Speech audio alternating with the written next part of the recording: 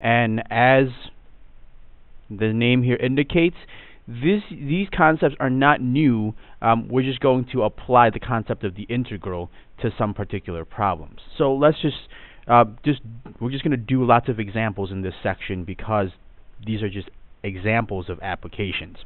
So first, find the area between x squared plus 4 and negative x minus 2 from x equals negative 1 to x equals 2. So as expected, what you should try and do first is sketch a little graph of this. So let's see, x squared plus 4 is basically a parabola. And then negative x minus 2 is that line right there.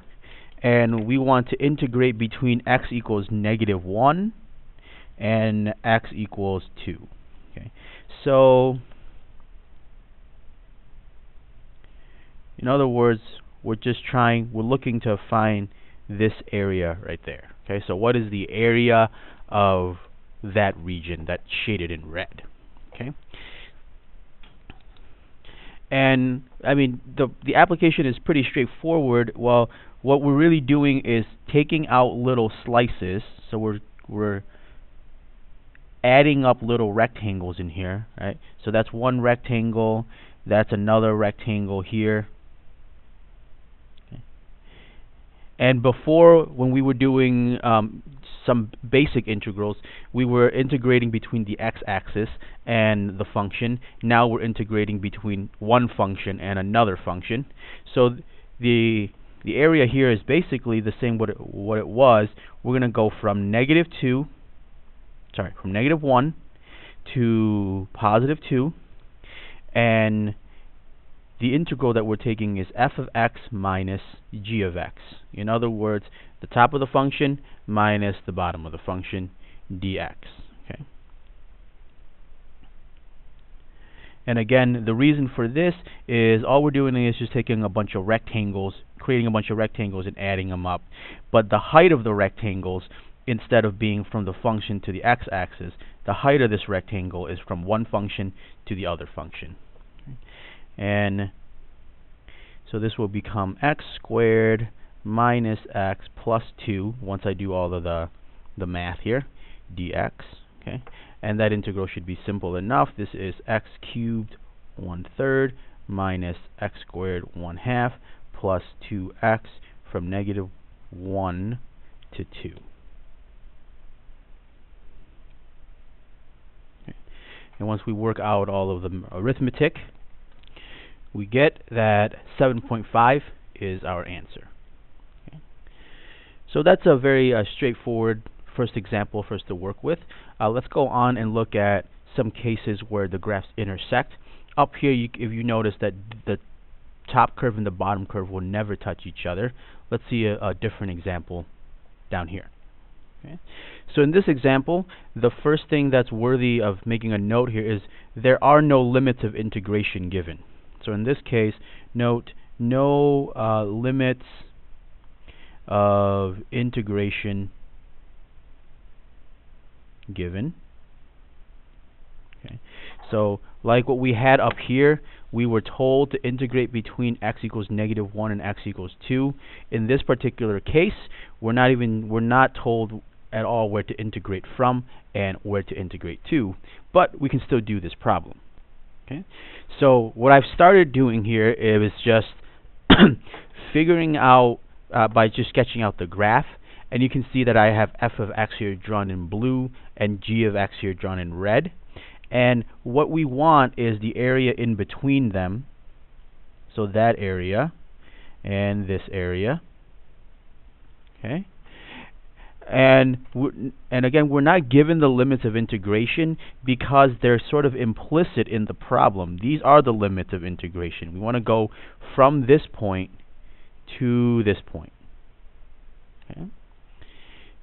So what we're going to have to do is find the intersections.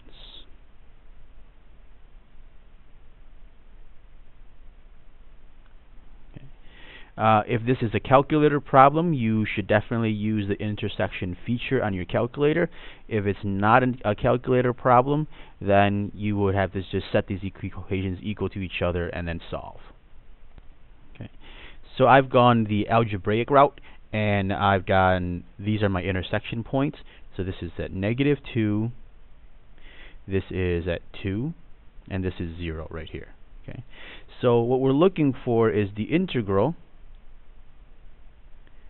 And what you really have to be careful here is that from -2 to 0, f of x is higher, and from 0 to +2, g of x is higher. Okay, so we have to separate this into two different integrals, because again, from -2 to 0, the blue curve is above, so f of x minus g of x dx, and then from 0 to 2, g of x is the higher curve, g of x minus f of x dx. Okay.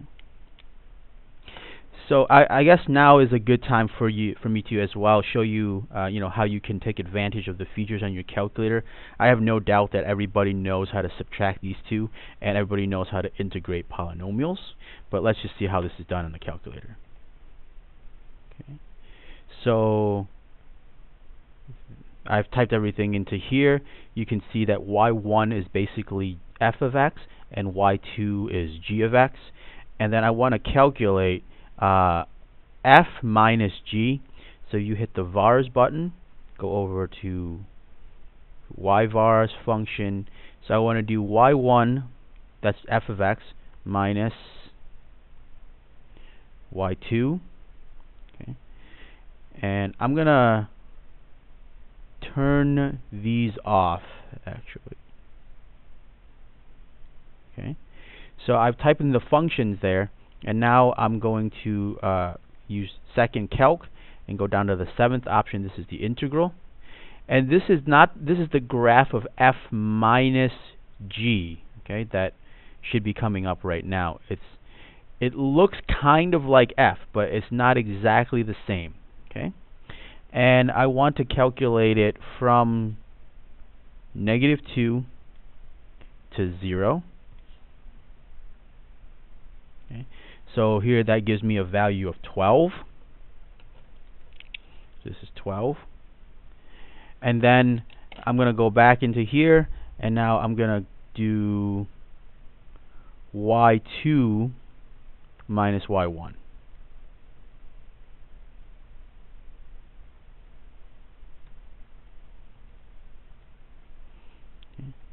And then do the same calculation, and this time I'm graphing g of x minus f of x. And then in this case we're going to integrate from 0 to +2.